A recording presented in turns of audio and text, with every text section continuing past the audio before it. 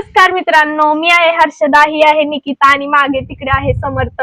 तो माझा भाऊ आहे. तो आधी मध्ये येतो, तो कायम कॅमेऱ्याच्या मागेच असतो, त्यामुळे तो तुम्हाला कधीच दिसत नाही. अधून मधून त्याला वडून वडून आणायला लागतं व्हिडिओ मध्ये ये. खरं तर तो कायमच व्हिडिओ घेत असतो, फक्त स्टँडच्या मागे उभा असतो देखरेखीला, बिहाइंड द कॅमेरा.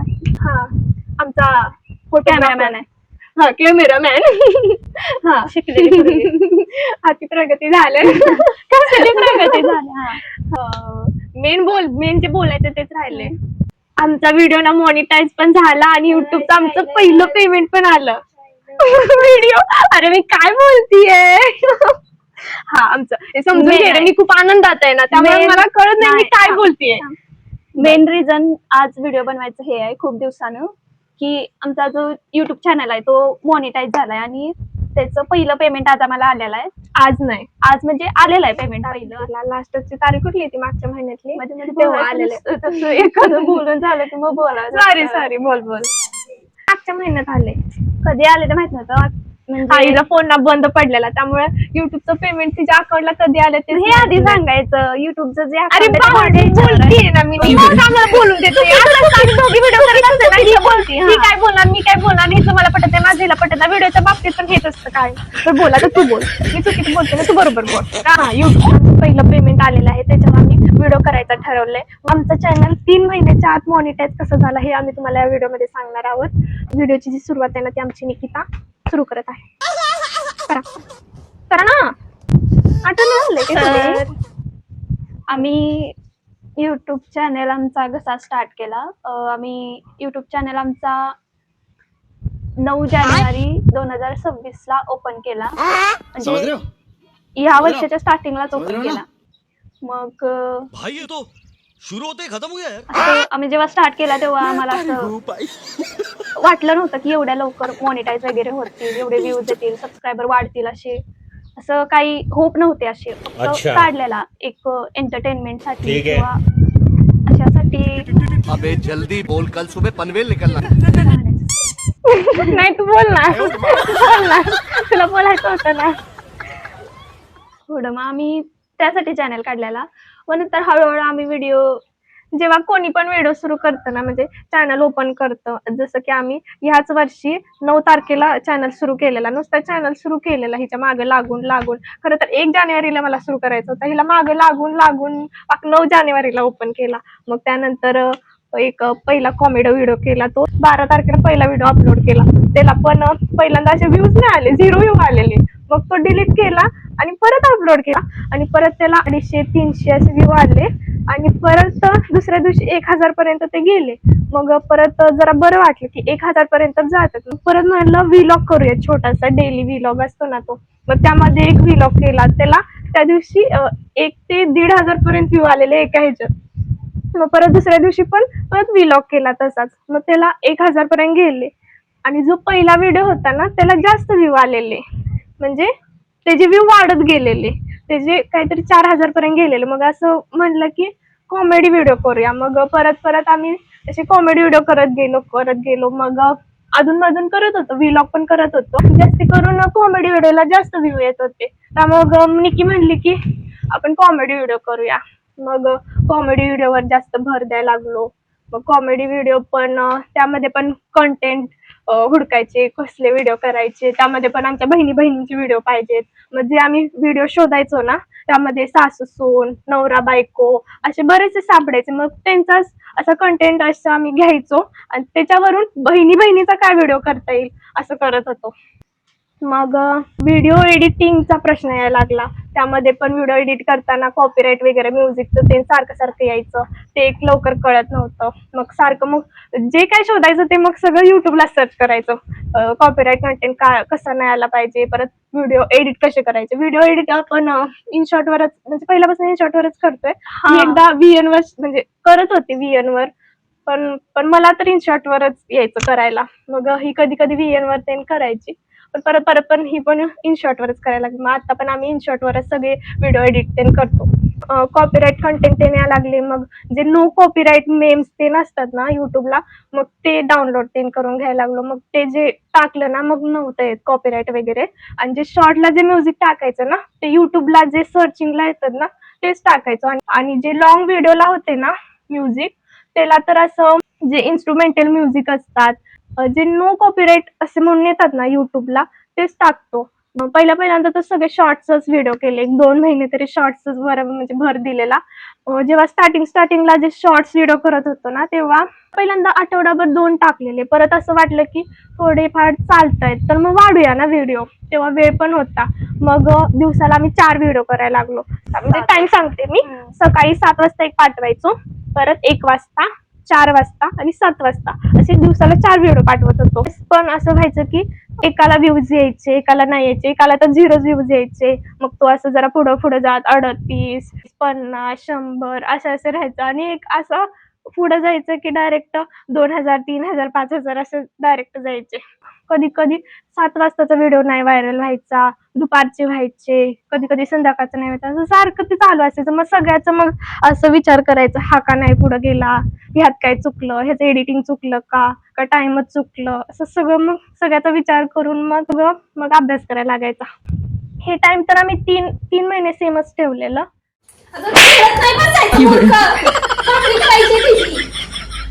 हा भाकरीचा व्हिडिओ आहे ना, हा पहिल्यांदा व्हायरल झाला.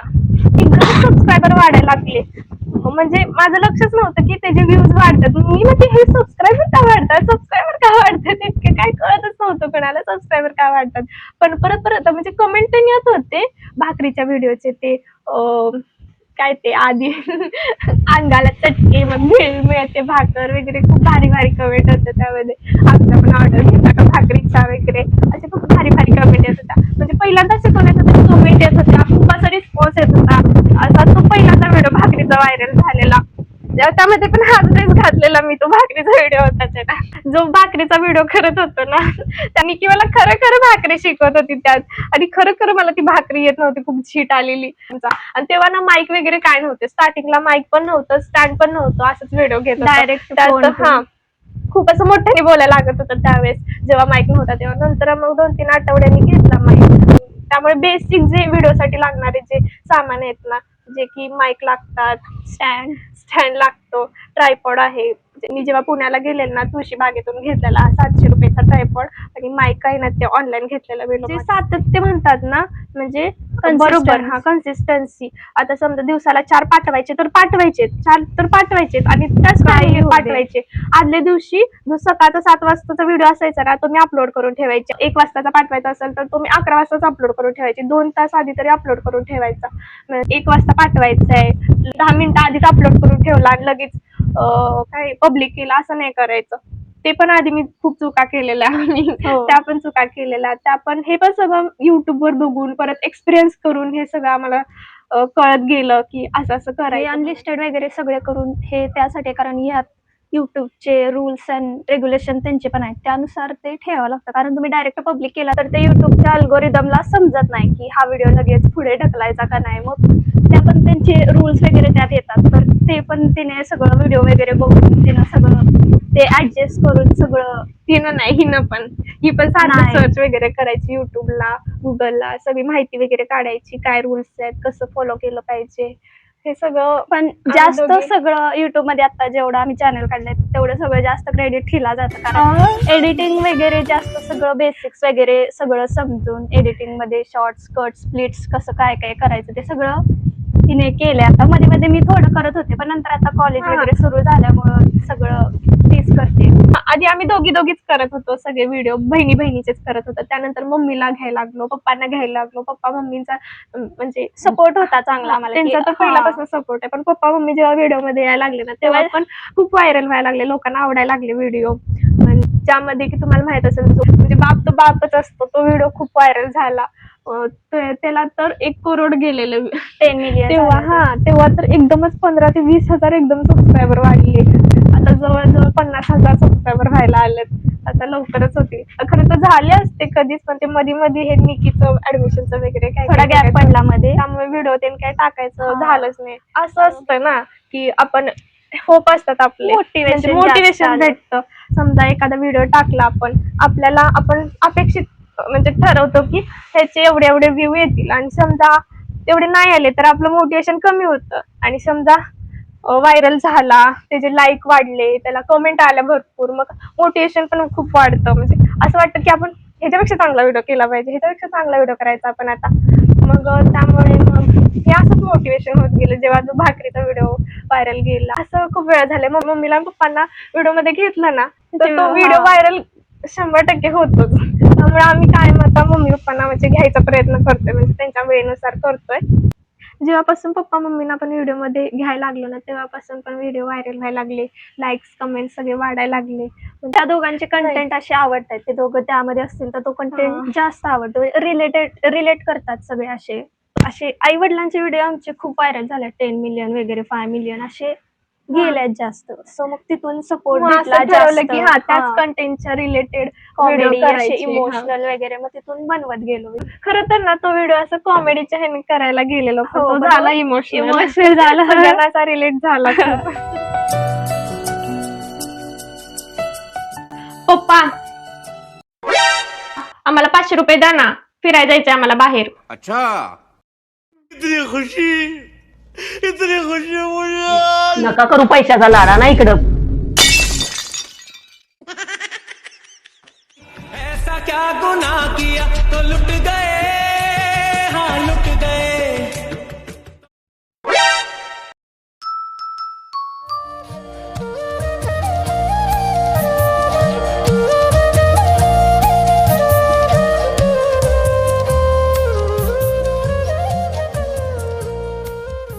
बाप तो बाप रहेगा, बाप तो बाप रहेगा. हा व्हिडिओ करण्याचा हेतू हाच होता की तुम्हाला जर तुमचा चॅनल लवकरात लवकर जर मॉनिटाईज करायचा असेल तर तुम्ही कन्सिस्टन्सी अशी ठेवा. कन्सिस्टन्सी मेन आहे. जर कन्सिस्टन्सी नाही ठेवली तर गॅपने व्हिडिओ टाकला तर जसं मी पाठीमा सांगितलं, युट्यूबच्या अल्गोरिदमला पण समजत नाही की पण असंच होतं. आता मध्ये मध्ये आम्ही व्हिडिओ नव्हता टाकला ना, तर आमचे स्टार्टिंगचे जे व्हिडिओ आहेत ना ते व्हायरलच होत नव्हते. किती 1000 2000 एवढंच जात होतं. त्यांच्या अल्गोरिदमला एकदा समजलं ना तुम्ही रेग्युलरली व्हिडिओ टाकताय वगैरे, तर ते कायम तुम्हाला पुश करणारच. कन्सिस्टन्सी मध्ये गॅप वगैरे ठेवला एक दिवस ठीक आहे, पण 2-3 दिवस असं लगेच खाली होतं. जसं तुमचं ऍव्हरेज व्ह्यूज जसे जातात ना त्याच्या पण खाली ते व्ह्यूज वाढतं, नंतर डाऊन होतं.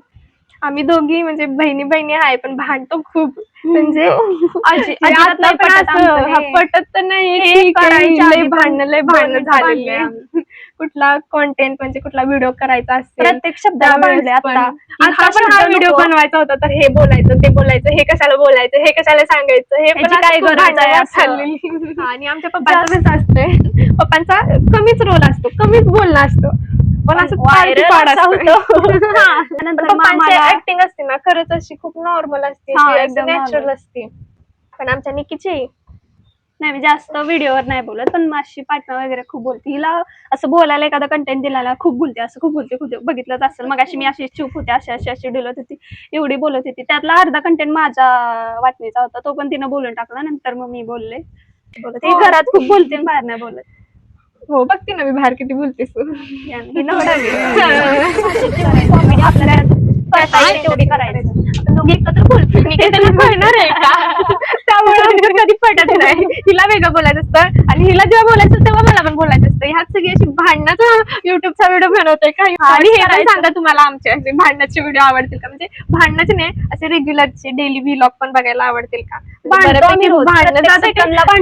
काय ते त्याशिवाय दिवसच पूर्ण होत नाही असं झालंय. ही नसली ना दिवस असं चुकल्यासारखं होतं. खरं तर आता ही कॉलेजला जाते ना, आता दिवस युट्यूबचं मॉनिटायझेशन पण आमचं 3 महिन्याच्या आत जवळजवळ पूर्ण झालं. म्हणजे युट्यूबचा जो क्रायटेरिया आहे म्हणजे मॉनिटाईज होण्यासाठी त्यांचे काही रूल्स आहेत की जसं 1000 सबस्क्रायबर लागतात, किंवा तुम्हाला लवकर मॉनिटाईज करायचं असेल तर तुम्ही फक्त शॉर्ट्स व्हिडिओ टाकत असाल तर 10 मिलियन तुमचे व्ह्यूज पूर्ण व्हायला लागतात. आणि जर तुम्ही लॉंग व्हिडिओ टाकत असाल तर तुमचे त्याला वॉच टाइम तुमचा जास्त लागतो. 4000 वॉच टाइम लागतो. शॉर्ट्सवरच मॉनिटाईज केलं आम्ही. सगळं मॉनिटाईजच्या प्रोसेसला खरं तर आमच्या भैयांनी, प्रतीक भैयांनीच खूप मदत केली. परत सांगा मला, एक तर मराठीत सांगा नाही तर इंग्लिश मध्ये सांगा. मी सेमी इंग्लिश शाळेत शिकते ना.